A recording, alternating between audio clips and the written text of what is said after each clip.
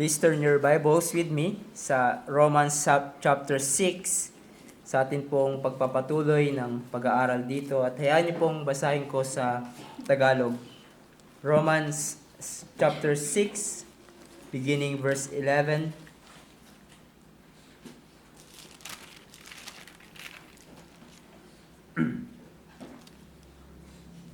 Verse 11.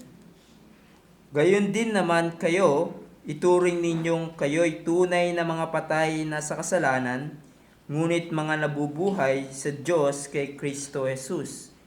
Kaya't huwag ninyong paghariin ang kasalanan sa inyong katawang may kamatayan upang masunod ang mga pagnanasa nito. At huwag din ninyong ihandog ang mga bahagi ng inyong katawan sa kasalanan bilang kasangkapan ng kasamaan tungo sa kasalanan, kundi ihandog ninyo ang inyong sarili sa Diyos na tulad sa mga buhay mula sa mga patay at ang mga bahagi ng inyong katawan bilang kasangkapan ng pagiging matuwid tungo sa Diyos. Sapagkat ang kasalanan ay hindi makapaghahari sa inyo, sapagkat wala kayo sa ilalim ng kautusan, kundi nasa ilalim ng biyaya. Let's pray. Aming dakilang Diyos, patuloy po kaming nagpupuri sa inyo sa pribileyo na muli naming maririnig ang inyong mga salita. Salamat, Panginoon, for the new mercy that we have received from you, for the new life, another day to live, to again hear your words and to have fellowship with your people and to worship you. Father, we pray that you would open the eyes of our hearts, that we may behold the wondrous works out of your word. Tulungan niyo po kami, O Banal na Espiritu, sa amin pong kahinaan. Kayo po ang patuloy na mag-illumine sa amin ng inyong mga salita. Makapangyarihan po kayong kumilos sa aming kalagitnaan as we listen to your word. We pray that your word will be preached faithfully. Ilayo niyo po kami sa anumang kamalian sa pangalan ni Jesus. Amen. Si Martin Lloyd-Jones was a pastor and a theologian ay nagbigay ng helpful illustration ng relasyon ng isang tunay na mananampalataya sa dati niyang buhay sa kasalanan o sa kanyang old sinful nature. He pictures dalawang field, or sabihin nating palayan siguro, dalawang field. Ang isa ay pagmamay-ari ni Satanas at ng kasalanan, at yung isa naman ay pagmamay-ari ng Diyos. And these two fields ay pinaghihiwalay ng isang kalsada.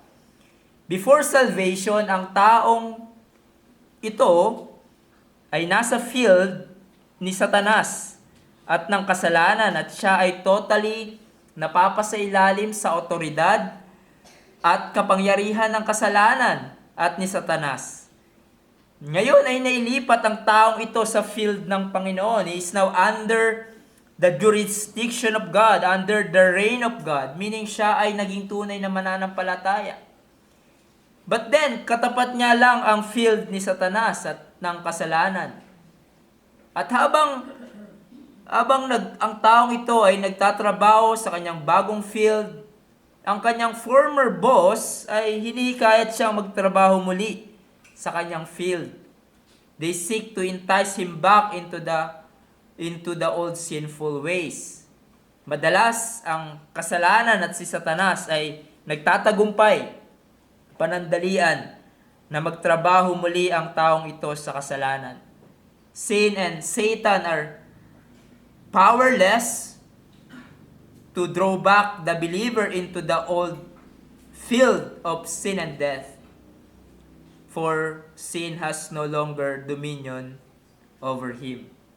Doon natutukso, doon na nagkakaroon ng pagkakataon na nahuhulog sa kasalanan. But sin and Satan are powerless to draw back the believer into the field of sin and death. And that's illustration ay naglalarawan ng ating buhay sa mundong ito bilang mananampalataya. Wala na tayo sa kapangyarihan ng dyablo at ng kasalanan dahil kay Kristo Jesus. Ngunit dahil hindi pa completely nawawala ang kasalanan sa ating buhay at ang tukso ng dyablo, ay may panahon na nahuhulog tayo. Or as it were, nagtatrabaho muli tayo sa dating amo ng si Satanas at sa kasalanan. And this is the reality of our Christian life. We are freed from reign of sin, but not yet totally freed from the remains or presence of sin. Nagpapatuloy ang ating pakikipaglaban sa labi ng kasalanan.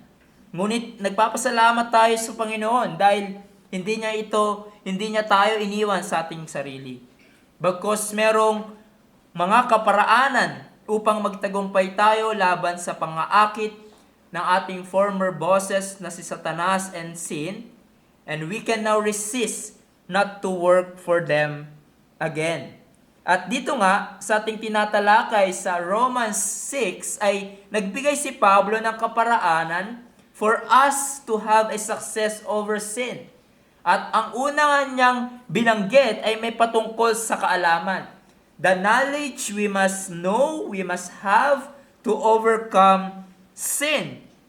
And that is, we are to consider and remind ourselves our new identity in Christ and the blessings of being united with Him.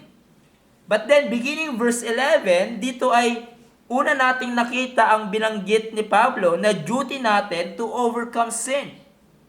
And that is the duties we must do to overcome sin. At nagsimula siya in verse 11 by saying, you also must consider or reckon yourselves dead to sin and alive to God in Christ Jesus.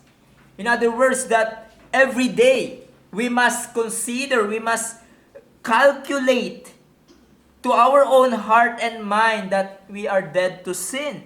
That you are no longer what you used to be. And you are to consider to your mind what happened to you spiritually in your union with Christ. And Paul is saying that's your duty na marapat mong gawin to have a success over sin. Ngayon ay pagpapatuloy natin, titignan in verses 12 to 14 ang iba pang duties na hinayag ni Pablo for us to overcome sin. And that is, first of all, we must not allow sin to rule over us. Secondly, and negatively, we must not present the members of our bodies as instruments for unrighteousness. At ito naman yung panghuli, yung positive, we must present the members of our bodies as instruments for righteousness. So first of all, we must not allow sin to rule over us. Sinabi po sa verse 12, let not sin therefore reign in your mortal body to make you obey its passions. Yung salita pong therefore ay tumuturo sa words of verse 11 that we are indeed dead to sin and alive to God. Tayo na ay namatay sa kasalanan at hindi na ang kasalanan ang master ng ating buhay, kundi ang Panginoong Diyos. We are alive to God. That means we are constantly in fellowship with God through our union with Christ. Which, by the way, itong verse 11, ang unang imperative na binanggit ni Pablo sa Book of Romans. Reckon yourselves dead to sin and alive to God. Now, sa liwanag ng katotohanan na yan, Paul gives another imperative and he writes, let not sin therefore reign in your mortal body.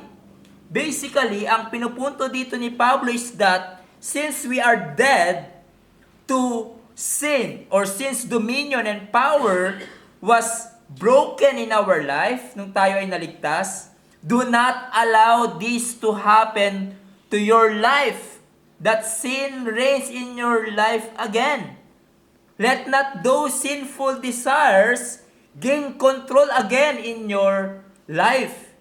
Hindi na ang kasalanan ang naghahari sa iyong buhay kung ikaw ay mananampalataya, so huwag mo siyang paghariin sa iyong buhay. Yung salita pong let not sin reign, ito ay nasa tinatawag na present imperative active. Now, anong ibig sabihin niyan? Well, it is an active, meaning ikaw mismo ang gagawa nito. This is your obligation. This is your duty bilang believer. Hindi ito gagawin ng iba para sa iyo. You must do it. But then it is in the present imperative preceded by the negative particle in the Greek text. Let not, at ito ay utos na marapat nating gawin. Paul is either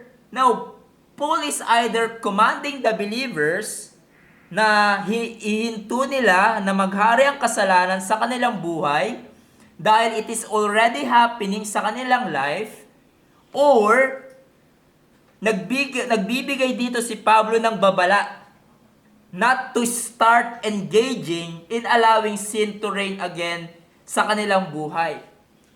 Now, which at least for me, potentially, the former might be the case. Paul is saying, stop letting sin reign in your life, implying that his readers were in fact letting sin reign sa kanilang buhay. But which either the case, ang pinuputo dito ni Pablo na meron pa din posibilidad kahit na ang isang tunay na mananampalataya ay mahulog sa kasalanan, sa acts of sinning. Maaari ang isang tunay na believer mahulog to a strong desire for sin, to sinful desires. Nararanasan pa din natin yan kahit na believers tayo, hindi po ba? Dahil sa labi ng kasalanan, na kung nasa harap na natin yung temptasyon at kasalanan na hindi natin to agad-agad tinataboy. Natetempt tayo na gawin ang kasalanan, ang mga bagay na hindi nakalugod-lugod sa Diyos. Parang yung sinabi ni James in chapter 1 verse 14. But each person is tempted when he is lured and enticed by his own desire. Then desire, when it has conceived, gives birth to sin. Nakita natin yung temptation at somehow in-entertain natin ito sa ating isip, sa ating puso. You desire it and you act upon it at ginagawa mo ang hindi dapat. Nangyayari ba yan sa inyo kahit ikaw ay believer? Sadly, yes. This is something that we fight daily. Kung hindi ito nangyayari sa iyong buhay, sa buhay ng mga believer, Paul would not have given the command, do not let sin reign. But it is happening. Ang kasalanan is, as it were, crouching at the door of our hearts, of our minds, looking for opportunity to have dominance again in our life. And so, the second duty na marapat nating gawin to have a success over sin, we must not allow sin and desire for sin to take over again in our life. Gustong ipakita sa atin dito ni Pablo that since Christ triumphed over sin and death, we who are believers in Him must not allow ourselves to come under the enslaving power of sin again. Ang ating union with Christ, tulad ng ating nakita, enables us to resist sinful desires. Sabi nga ng isang manunulat, yung command na ito ni Pablo is that this is a call not to make peace with sin but to declare war. To declare war on it. Kung ang sinful lust is knocking at the door of your life, kung ang sinful lust is knocking at the door of your life, or kuya naman kung ang slander, ang greediness, anumang kasalanan na parte ng dati nating buhay, yung old self, they are knocking at the door of your life. Hindi mo sila i-entertain, hindi mo sila kakamayan, as it were, you kill them. Sabi nga ng mga Puritan, yung kasalanan daw parang mga parasites, mga peste, di ba? You don't welcome parasites in your home. You kill them. To use the words so famously said by John Owen, be killing sin or it will be killing you. Sa una pa lang, kung ikaw ay nahihikayat na, nahahatak na, nagde-desire ka na to take that temptation, kill that sin. And brethren, is it not true that it often starts with our mind? The battle starts in our mind. Naglalaro ang iyong isip sa temptasyon. Kaya nga madalas sinasabi ni Pablo sa kanyang mga sulat, ang utos niya sa mga believer, guard your mind. Set your mind on things above. Renew your mind. Sinabi niya in Philippians 4:8, think on these things. And what are those? Whatever is true and whatever is honorable, whatever is just, etc. Think on these things. And so sa ating isip pa lang, we engage in constant battle, not to obey those sinful desires. But then in verse 13, Paul explains specifically how we can have mastery over sin in our mortal bodies by a way of a command. And that leads us to our next heading. Negatively, we must not present the members of our bodies as instruments for unrighteousness. Instruments for unrighteousness. Verse 13, do not present your members to sin as instruments for righteousness. Now, yung salita pong members or parts is basically referring to the bodily members or parte ng katawan ng tao. Now, it made clear by such passages katulad ng Romans 12:4, which I think pag-aaralan mamaya. Sabi doon, for as in one body, we have many members, and the members do not all have the same function. So, though many are one body in Christ and individually members of one another. So, merong isang katawan, ngunit yung isang katawan na yon, merong mga bahagi. So whether it is yung puso natin, yung ating mata, our whole person, yung bibig, yung kamay, etc. At ito yung binabanggit dito ni Pablo na member of our bodies. Sinabi ni Leon Morris, he explains, Paul is not arguing that the body is the cause of sin. Hindi inherently evil ang body. So wag tayo mapunta sa extreme. But that it is the organ through which sin manifests itself, so that believers obey it. Sinasabi ni Pablo, do not present or yield the members of your body at the disposal of sin. Now again, yung salita pong do not present ay isang utos. Hindi ito option sa ating buhay, mga kapatid. Ito ay marapat na patuloy na gawin ng ating buhay na hindi natin sinasangkalang ang parts of our body sa paggawa ng kasalanan. And again, nagpapakita pa din dito na maaari ang isang tunay na believer mahulog to sinful desires na tutungo sa paggawa ng aktwal na kasalanan gamit ang bahagi ng kanyang katawan. So, buray natin sa ating isip yung turo ng iba na sinless perfection. It is impossible in this life, even sa tunay na mananampalataya. But possible na for the believers, because of our union with Christ, na iwaksin natin ang dating paraan ng pamumuhay sa kasalanan. Possible na para sa tunay na believer na huwag nating ipangsangkalang ang bahagi ng katawan natin sa kasalanan. At binanggit din ni Pablo, do not present your members to sin as instruments for unrighteousness. Yung salitang instruments literally means, it means tools or weapons. Weapons, sandata. And many commentaries note that it is a military term depicting our bodies as weapons either for good or for evil.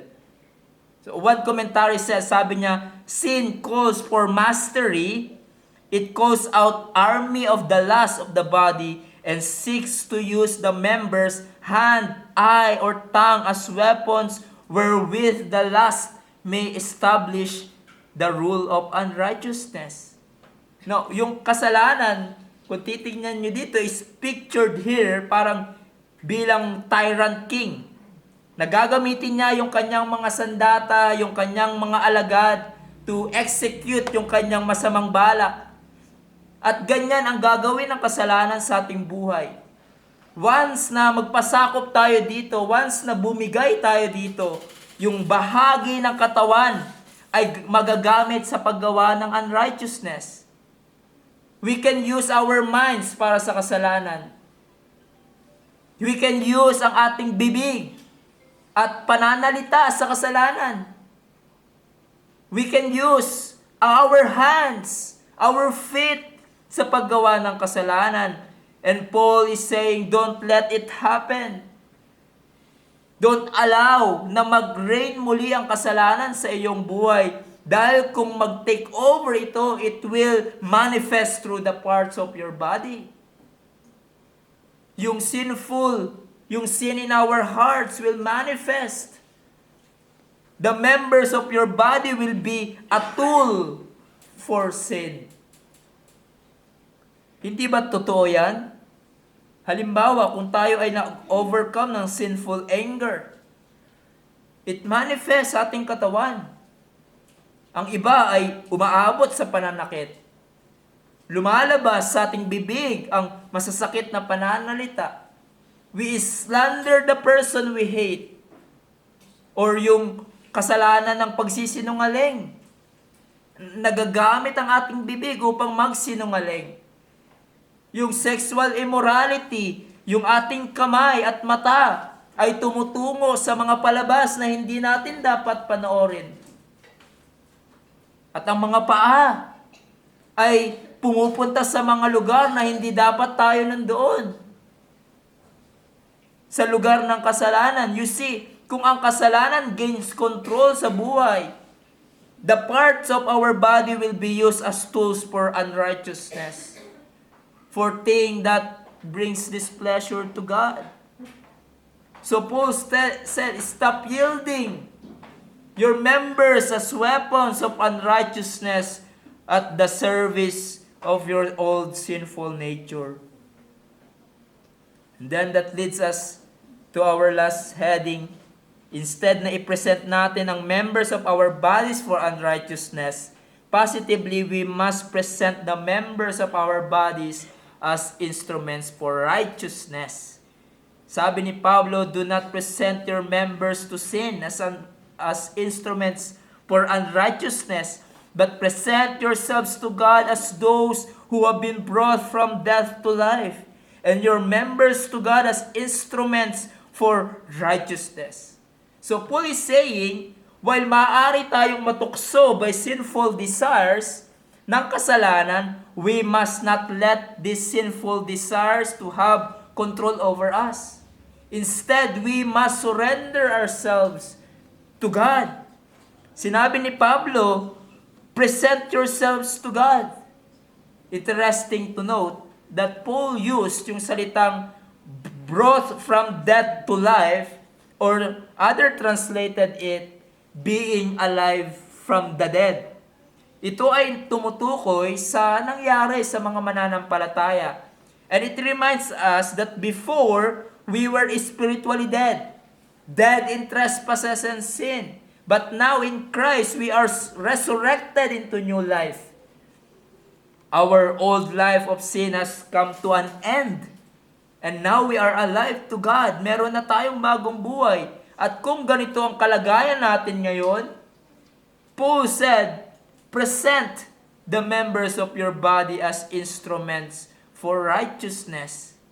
Now, yung salitang righteousness, it refers to what is right according to God and His words.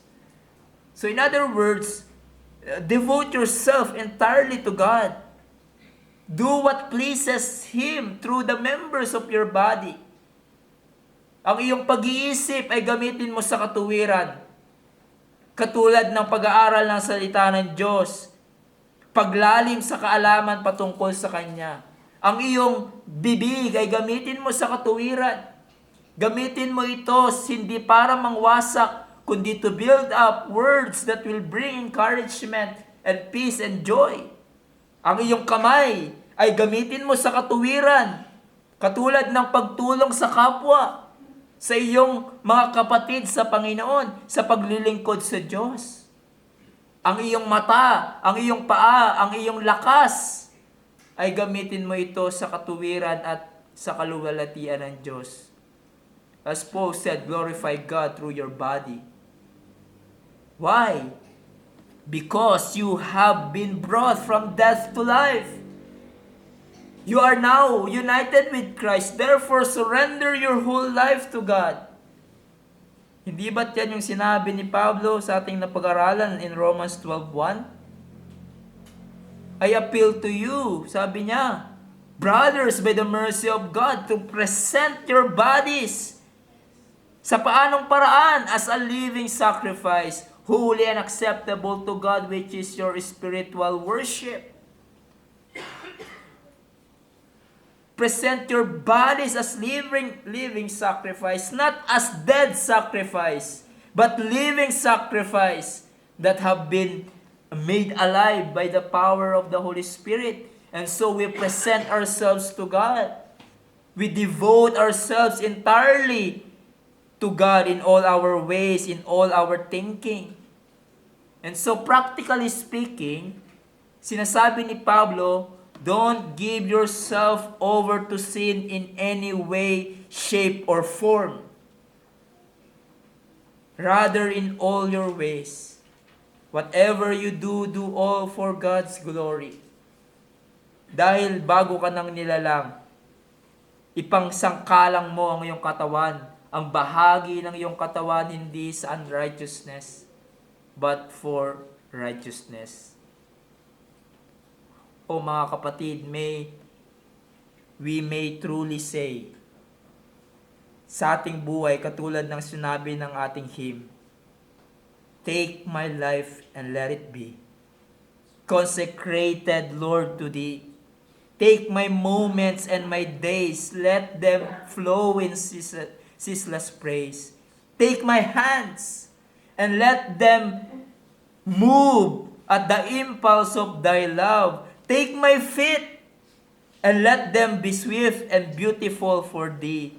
Oh, take my voice and let me sing always only for my King. Take my lips and let them be filled with messages from Thee. And in verse 14, summarizes his teaching concerning sanctification. And here Paul states a fact patungkol sa condition ng mananampalataya, and giving them also a words of encouragement and a promise. Now take note, it is a words of encouragement and a promise. Sinabi niya, for sin will have no dominion over you, since you are not under law but under grace. So kung ikaw ay mananampalataya, ito ay encouragement sa atin. Ito ay encouragement sa iyo at pangako. And what is that? Ang kasalanan ay hindi na maghahari sa iyong buhay. It will not have mastery, control, and governance in your life. Sin shall not and cannot dominate you any longer. Is it not amazing? A glorious truth na malapat magdulot sa atin ng kagalakan. Sin has no longer mastery over us. Kung dati nung hindi ka pa mananampalataya, kung anong idikta ng kasalanan gagawin natin. But now we are freed from its dominion. Kaya nga sinasabi natin na while ang isang tunay na believer ay maaaring mahulog sa kasalanan, even sa gross sins, they will not remain there. They will not continue to practice sinning, at ang tunay na believer ay hindi magiging masaya at mag-e-enjoy kung matagpuan niya ang kanyang sarili sa kasalanan. Nagkakaroon siya ng struggle laban sa kasalanan because sin will have no dominion over them. The problem is kung sinasabi mong believer ka pero hindi ka nag-struggle sa paggawa ng kasalanan. Na ini-enjoy mo pa din ito at hindi mo ipinaglalabanan. It's either at worst you are not a true believer or you don't understand what Christ has done and the union with Christ that happened to the believers. Sabi nga ng isang pastor, there is no such thing as a Christian who lives consistently under the lordship of sin. Christians live under the lordship of Christ, not under the lordship of sin. These words ay isang pangako na marapat magdulot sa atin ng encouragement. Hindi manghina sa pakikibaka mo sa kasalanan. Marahil meron akong kinakausap ngayon dito. Nag-i-struggle ka sa specific na kasalanan. You feel so weak to overcome that sin. Marahil iniisip mo, sin will again totally dominate in my life. It will have a total control again in my life. Here's the good news. Kung ikaw ay mananampalataya, it will not have. It will not have dominion over you again. How can you live that way to present the members of your bodies as instruments of righteousness and not to present the members of your bodies as instrument of unrighteousness? Because Paul said sin will have no dominion over you. Then in verse 14b, I believe it explains, it summarizes kung bakit sin will have no dominion over us. Because, una, negatively, sabi niya, you are not under the law. Now, what does it mean? Now, merong iba't ibang pagtingin ang commentaries pagdating sa phrase na ito. At ang iba, sadly, have a faulty understanding of this phrase. Now, let me say first yung faulty na interpretation. Others would say na under the law, meaning hindi na tayo nasa ilalim ng moral na batas ng Diyos. Yung Ten Commandments. Hindi na ito applicable at gamitin natin as guiding principles of our life.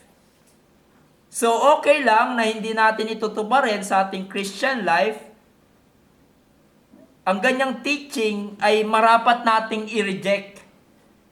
Paul already established to us in chapter 3 that the law of God is good. It is good. It is holy. At sabi in chapter 3 verse 31, do we then overthrow the law by this faith? By no means. On the contrary, we uphold the law. Even kung titignan natin yung Romans 13:8, chapter 13, ganun din sinasabi ni Paul that the law of God ay applicable pa din sa atin bilang new covenant people of God. And so, that's a faulty interpretation of that phrase. Okay? Under the law. Sumunod, ito yung medyo hate ang ilang commentaries na nabasa ko. Others would say that the phrase under the law, they take it na we are under the curse or condemnation of the law. No? Ang ngayong Christian na tayo, we are no longer under its curse or condemnation. Now, which of course, that's true. No, dahil sa ginawa ni Jesus, tayo na nararapat sa parusa ng Diyos dahil hindi natin perfectly kayang sundin ang batas ng Diyos. We are under its condemnation. Now, ang panguli, ang iba naman, take it as we are not under the law or obedience to the law bilang kaparaanan ng kaligtasan. So, as a means by which we are made righteous before God. Which of course, that's true also. At yan ang in-establish din ni Pablo sa mga nakaraang chapters na walang maliligtas sa pamamagitan ng pagsunod sa batas. And so what's my take on this? Remember the context. Sabi nga ng iba, context is the king. Remember, we are talking about being in sin and being in Adam. But now in Christ, tayo ay nasa state of grace. That's chapter 5. Dati tayo ay nasa paghahari ng kasalanan in Adam. At ngayon ay nailipat kay Kristo Jesus. And grace abounds in our life. Now chapter 6, Paul explained to us yung kalagayan natin bilang nasa state of grace. We are now dead to sin and alive to God. Sin has no longer dominion over us dahil tayo na ay na kay Kristo Jesus.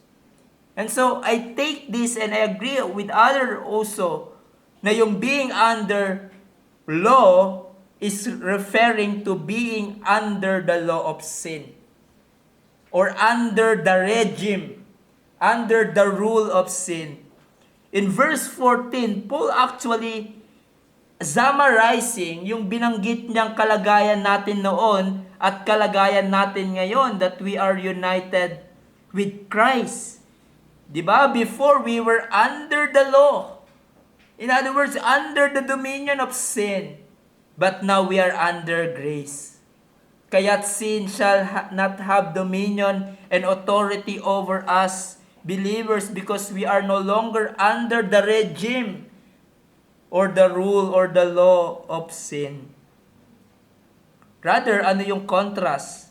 We are under grace. Under the regime of grace, which means we are under the power and rule of grace. And now we have the power to say no to sin and yes to God, to offer our lives to Him, to obey Him. At this grace not only pardons us, but it changes us, is it not? Sabi ng isang commentary, grace dethrones sin. It destroys sin's lordship and enables the believer to offer himself and whatever pertains to him in loving service to God. And so nakita natin the knowledge we must know to overcome sin, the duties we must do to have success over sin. At nais ko kayong bigyan ng panghuling hamon. For us believers, the Lord commands us to do the duties laid out in Scripture so that we may overcome sin. Nandito pa tayo sa mundong ito at may labi ng kasalanan. Inuutusan tayo ng Panginoon bilang mananampalataya na gawin natin ang ating tungkulin upang patayin at i-overcome natin ang labi ng kasalanan sa ating buhay. Katulad ng binanggit ni Pablo ng mga duties natin, consider yourselves dead to sin and alive to God. Do not present your members to sin, but present yourselves to God. Sabi nga ng isang manunulat, in your sanctification, passivity is not an option. No, yung being passive is not an option if you want to have a greater measures of success over your sin. Meron tayong duty para patayin ang labi ng kasalanan sa ating buhay. Meron tayong dapat gawin sa tulong ng Diyos upang ang kasalanan ay hindi muli maghari-harian as it were sa ating buhay. At nagpapasalamat tayo sa Panginoon, hindi niya tayo iniwan sa laban na ito. The Lord has given us all the means of grace to starve our sinful nature. Andyan ang pag-aaral ng salita ng Diyos. Andyan ang daily devotion, ang pananalangin, ang fellowship sa iglesia. Ang tanong sa atin, ina-avail mo ba ang mga ito? Diligent ka ba na gamitin ang kaparaanan na ito upang mapagtagumpayan ang pakikibaka sa kasalanan? Kamusta ang iyong private devotion? Kamusta ang iyong prayer life? Pinagpe-pray mo ba palagi? Lord, help me to overcome this sin today. Yung pagiging mainitin ng ulo ko, yung sinful lust, yung greediness. Lord, yung aking bibig na mabilis magbanggit ng mga bagay na hindi ka lugod-lugod sa Diyos, sa iyo, help me overcome this sin today. Sabi ni John Owen, all other ways of mortification are vain. All helps leave us helpless. It must be done by the Spirit. Hingin natin patuloy ang tulong ng banal na Espiritu pagdating sa pakikipaglaban sa kasalanan. Baka kaya paulit-ulit kang nauhulog sa kasalanan at para bang hindi ka nakakausad sa sanctification, hindi mo matalo-talo ang specific na kasalanan na iyong pinaglalabanan, it is because wala kang oras na gamitin ang means of grace. Baka marahil mas marami ka pang time sa ilang mga bagay or sa mga bagay that will be an avenue para matukso ka sa kasalanan katulad ng social media. Sabi nga ni R.C. Sproul, if as a Christian, sin is reigning in your mortal body, it is because we let it reign. Hindi ka pwedeng magturo ng iba kung bakit hindi tayo umuusad sa ating Christian life o pagdating sa pakikibaka natin sa kasalanan. Hindi natin pwedeng gamitin yung excuse ng iba na yung demonyo nagtulak sa akin para gawin ang kasalanan. Hindi natin pwedeng gamitin excuse, the devil made me do it. No, unless you are an unbeliever, sinisisi mo pa yung demonyo, di ba? Or yung iba, to make excuse for their sin. They blame others. Remember, yung sinabi ni Pablo sa atin, itatak mo sa iyong isip kung ikaw ay mananampalataya, you are now dead to sin and alive to God. Tatak mo sa isip mo, sin has no longer dominion over you. Therefore, do not let it reign sa iyong buhay. Hindi ka na para sa kasalanan. Kung ikaw ay mananampalataya, hindi ka na para dyan. Isa ka ng bagong nilalang. Live out that reality. Now, of course, by our own strength, we cannot fulfill these duties. Kaya't ang hamon sa atin, fulfill these duties by the help of God. Therefore, seek God daily for help.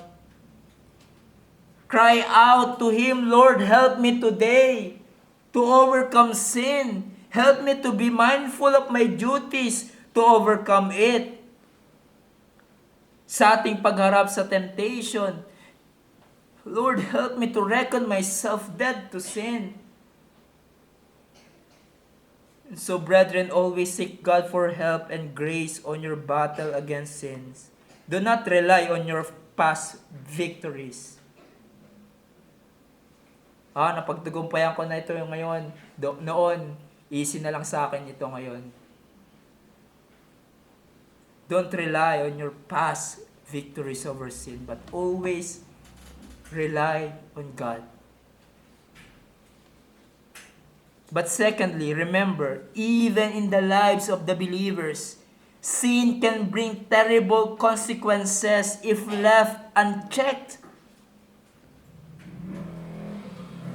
Kung hindi natin pinapatay ang labi ng kasalanan sa ating buhay, hinahayaan lamang natin ito para sa atin, hindi masyado itong big deal.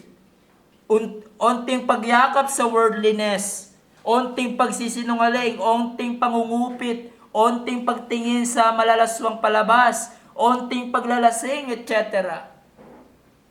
At kung ito ay lumaki ng lumaki at hindi naagapan, ang isang believer ay maaaring magdos-dos sa kasalanan at mag-commit ng gross sin na magre-resulta ng matinding pasakit sa isang buhay ng isang tunay na believer na maaari mong pagsisihan sa buong buhay mo. Sabi nga ng ating confession of faith, those who fall into grievous sin, it says, they incur God's displeasure and grieve His Holy Spirit, come to have their graces and comforts impaired, have their hearts hardened and their conscience wounded, hurt and scandalize others, and bring temporal judgments upon themselves. And some of you here, you live long enough bilang believers at marahil nabalitaan nyo o kayo mismo na witness nyo. Isang membro ng church, isang pastor, nahulog sa kasalanan at ano ang nangyari? They hurt others. They scandalize others. They bring shame in the name of Christ. Huwag mong isipin, kapatid, malakas ako, hindi ako magdadaos doon sa kasalanan. Kayang-kaya ko yan. It happened to the greatest king in the Old Testament, King David. It happened to the strongest man, si Samson. It happened to the wisest man, si King Solomon. Don't you ever think na impossible itong mangyari sa iyo. Or baka iniisip mo, wala namang nakakaalam. Wala namang nakakakita. Hindi naman alam nila, pastor, yung kalokohan na ginagawa ko. Take the words of the Lord when He said, sin will find you out. Sin will find you out. Ano mang tago mo sa kasalanan na iyong minamahal, na iyong hindi pinapatay at pinagsisisihan sa Panginoon, hidden sins will eventually have consequences.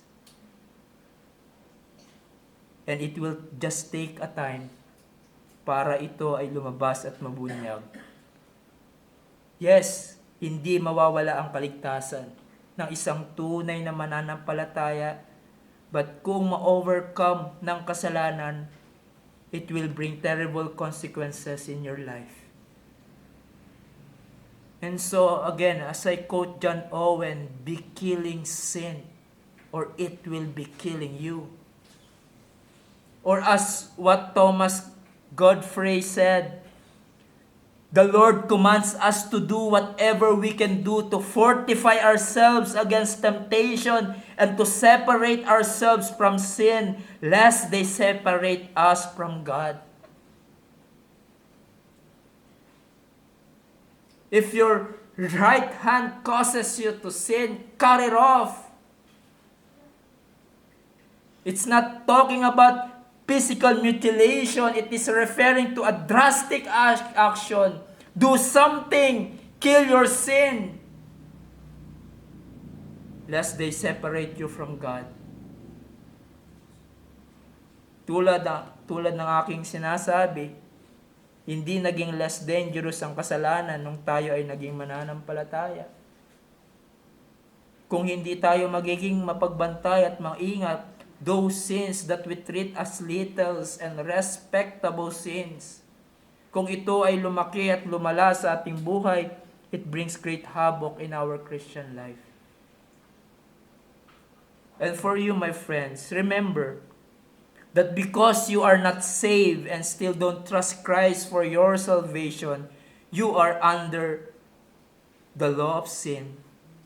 You are under the dominion of sin. Sinasabi ng salita ng Diyos, kung ikaw ay patuloy na hindi nagtitiwala kay Jesus, ikaw ay patay sa kasalanan at pagsuway, ikaw ay patuloy na alipin ng kasalanan at ikaw ay nasa ilalim ng sumpa at consequences of sins. And there's nothing you can do to truly change yourself. Marahil sa panglabas, ang tingin sa iyo ng mga tao ay matino kang kapitbahay, ngunit ang pinaka-importante kung ano ang tingin sa iyo ng Diyos. Marahil ang tingin ng iba sa iyo sa panlabas, matino kang anak, matino kang nanay, matino kang attender ng church. Ngunit ang pinaka-importante kung ano ang tingin sa iyo ng Diyos.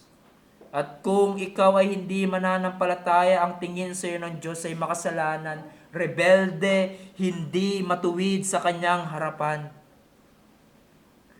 na nararapat sa kanyang parusa doon sa impyerno magpasawalang hanggan. You are in the realm of sin and death.